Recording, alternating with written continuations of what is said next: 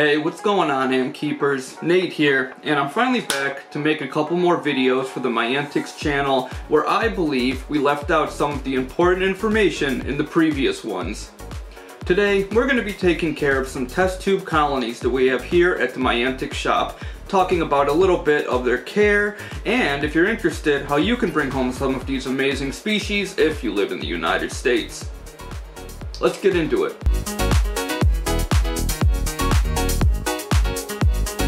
Starting from the very beginning, first and foremost, you're going to want to get your protein prepared. We've shown this in many videos, but we'll do it again today. We have a medium-sized dubia roach here, freshly washed off. Quickly, we're going to remove the head, remove the back abdomen, and squish out the gooey innards. This would be the organs of the roach. From there, we're going to go in and remove all of the legs and chop it up into partial pieces that we can feed some of the colonies here today.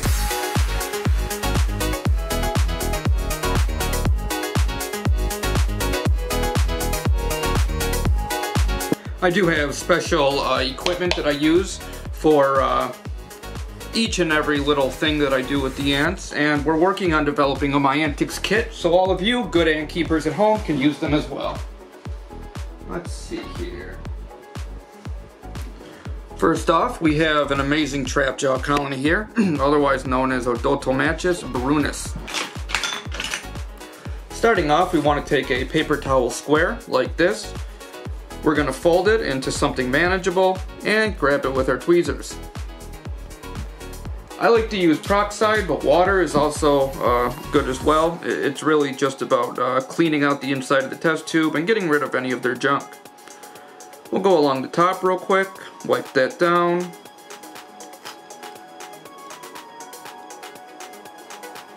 And remove any of the old food that we had in here.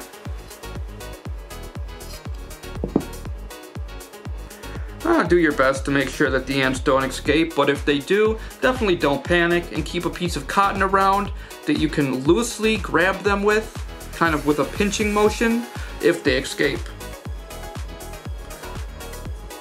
Lastly, we're going to grab a piece of the protein that we just cut up and add it in there. Now, trapjaws specifically do not actually use any kind of a sugar for carbohydrates like other species do. But with that said, I have found them to like it as a little bit of a treat, so we'll put a couple dots, real tiny ones, on the inside of their test tube.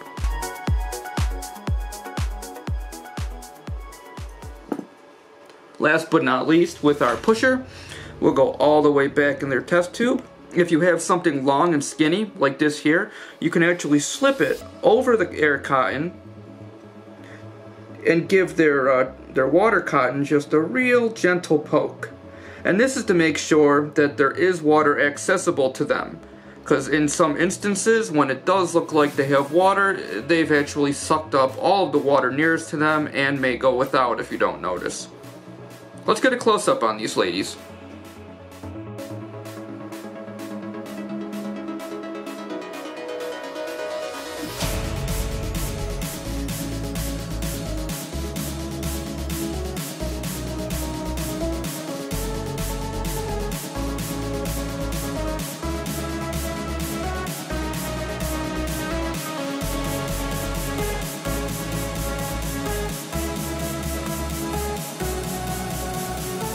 Next up, we have a lone trapjaw queen.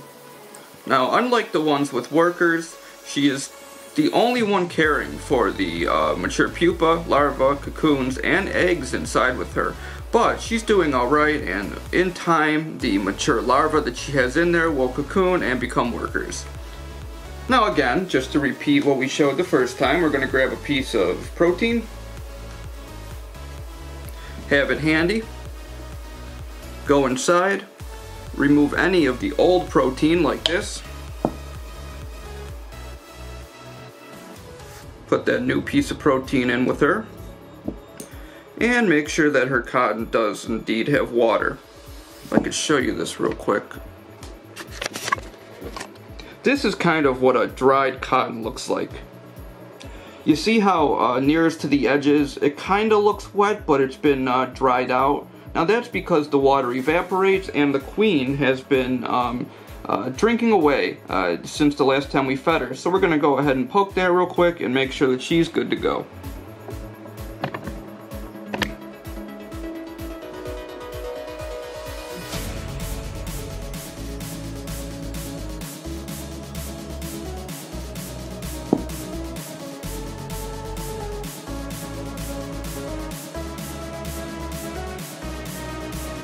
Lastly, we'll go ahead and give her a tiny drop of honey as well.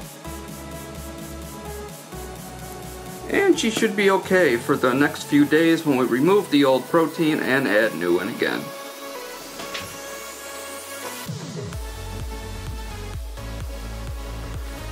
Next up, we have a real cool colony called Pogonomyrmex rugose, otherwise known as the Black Harvesters. Now this queen recently had her first 2 workers hatch, and she still has mature brood and newly laid eggs that'll continue to grow and keep the colony moving in the right direction. As we showed before, we're going to take our square, go in and remove any of the debris, wipe down the sides, make it clean again, and just give them the best living environment that we can while they're inside the test tube.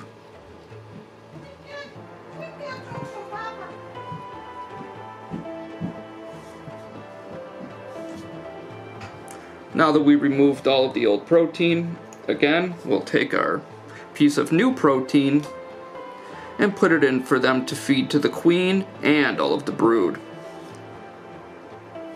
Now if you look close, the queen actually went right to it. Let me see if I can get a good view of this for you guys.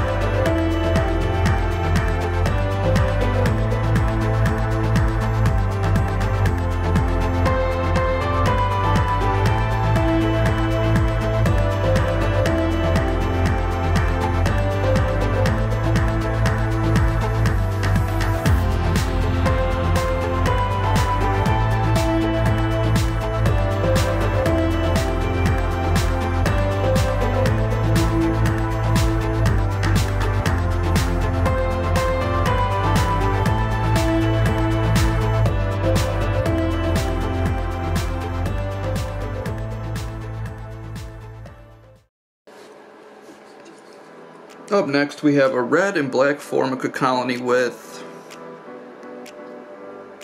around 20 plus workers that we're going to have to deal with. Now, I'm glad that I'm able to show you guys how to deal with these larger colonies in a test tube, because it can get very sticky and very chaotic as fast as possible. Now, in the past, you saw me take the paper towel square, and we went along the upper top of the test tube, and we tried to do the lower as well. Now with the larger colonies, we're going to do the same thing, but minus a few steps. Now instead of bringing a paper towel into this, we're just going to go around very slowly and remove any of the debris that we can reach closer to where the air cotton is in their test tube. Then we're going to go in, put some honey in there, put some protein in there, and as I showed you before, we're going to slip our poker in and poke the back. Now, a trick to a bigger colony is if they haven't been fed in a while, you can take a good glob of honey, like this, and distract them with it. This is one of the best methods used to make sure that it doesn't become a 100% run-out escape.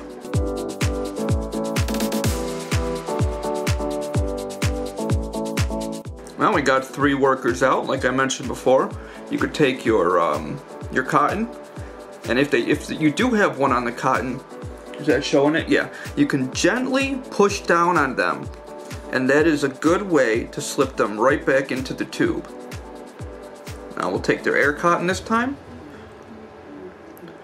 gently push down on them so they can't get away, and push them back into the tube. I think we have one more out, right?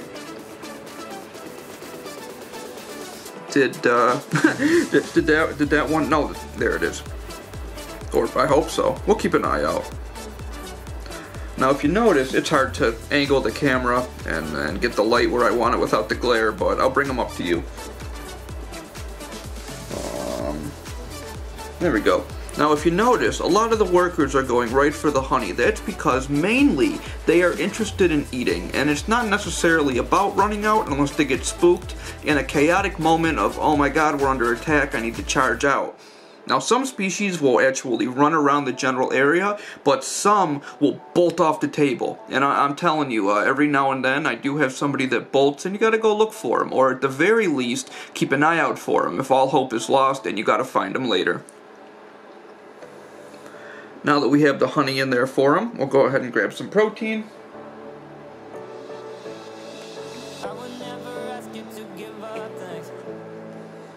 Now if you notice, they're more interested again in the honey than running out. You want to move them as little as possible. I took the air cotton off without any escapees. And we gently, slowly put their protein right in a spot where they can reach it. With that said, you put their cotton back on, take your poker, go in the back, just real gentle pokes, because if you poke it too hard, the water will flood out, and that is just a terrible, terrible time. You have to give them a whole new test tube, or at the very least, find a way to suck up the water with a cotton. Now we do have one runner left running around on me. Can you see that? Yep. Okay, again, take your loose cotton. This is way too big, by the way. I would use a smaller one. You want to push down on her real gently and go around for the grab. Then, once you have her in that real gentle pinch, come on little girl, work with me. You can slide her in real carefully with the air cotton that they already have.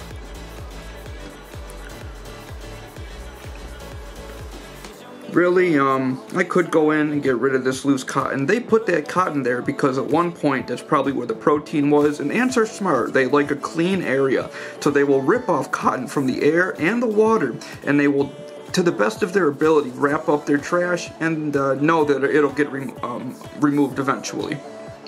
Let's take a close-up on these girls and then we'll move along.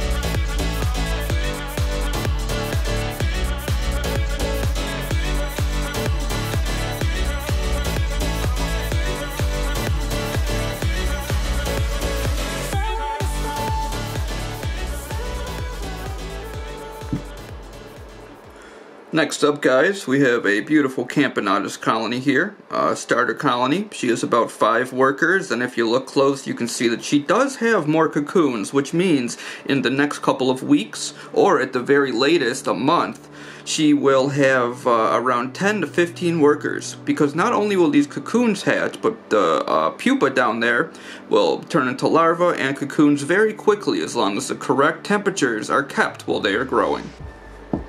As we've seen before, we're going to start off by adding a little bit of honey. The more workers, the more. You should always start with honey. Now, like I mentioned before, I'm doing my very best to keep the glare at a minimum. But just in case there is a glare, I apologize for that. Now this girl actually ran out with my my paintbrush for the honey. Can you see her clearly? Yeah. So it shows you that these girls are hungry, and they're more interested in nourishment and the carbohydrates that the honey gives them than running around and going chaotic. I've had a lot of questions recently, you know, what do you do with escaped ants, and it's more or less that they're hungry than anything else. But if they do run around, like I said before, spare cotton. With her, give a real gentle pinch, nothing too crazy that would hurt them, but just enough to stop them from moving around temporarily. Now, this girl's more interested in walking around on my hand than anything right now, but we're going to put the cotton on her. Get her in a real gentle pinch. Do you see that? A real gentle pinch. Just pushing down enough to where we're holding her against the cotton. And from there, we can push her gently back into the tube so she can go join her family and drink some of that lovely honey that we put in there. From there, we'll grab some protein. Now, when it comes to protein, you see me cut it up into small to medium-sized pieces. And that's because for smaller colonies, they don't... Oh, sorry about the glare. Can I fix that? Yeah, there we go. When it comes to starter colonies, they don't need too much protein. A lot of people think that the workers, along with the queen, eat the protein, but the protein itself is only for the pupa and the larva along with the queen, and that helps her to continuously lay eggs. Now, what would happen if you didn't add protein? You wouldn't notice anything at first, but you might start noticing that the eggs stop being laid, and that's because the more protein you give them, the more eggs that are laid, and the quicker that the larva and pupa can grow. Now, if you were to completely stop, the pupa and larva would eventually die. With no other choice, your ants would eventually eat the larva and pupa. The queen would. The queen would eventually eat the larva and pupa to stay alive and laying eggs. And eventually, it would just dwindle back down to the queen. Because again, the worker ants can live without protein, but the brood and the queen sadly cannot healthy function without it. Now, lastly, again, we're going to take our poker, go all the way in the back, gently poke that cotton to make sure that there is water accessible to them. They don't seem too happy about it, but if you go slow, they won't mind. And that's about everything it takes for these girls.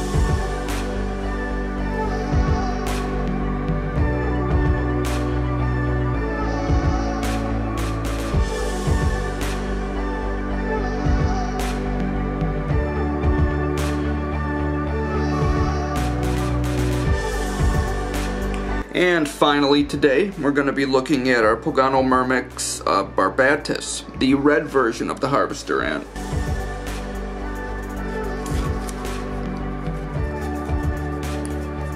We'll take our paper towel square, give it 1 to 2 squirts, not so it's soaked, but so it does have a dampness to it. With moving them around as little as possible, we're going to go in, get the ceiling, and then we're going to circle around and remove any of the debris that's left over from the last feeding and any waste that they've made since I've last cleaned them. With them being cleaned out, oh, sorry guys, glare. Yet again, we'll go ahead and give them just a real small amount of honey. Harvester ants do like honey, but they don't need a massive glob of it. In fact, if you add too much honey, the queen and the worker can actually get covered in it, which is never good, or worst case scenario, stuck in it. And that's when you come back and you find your ants that have been stuck in it since last feeding dead, and it's never a good sight. So always keep that in mind.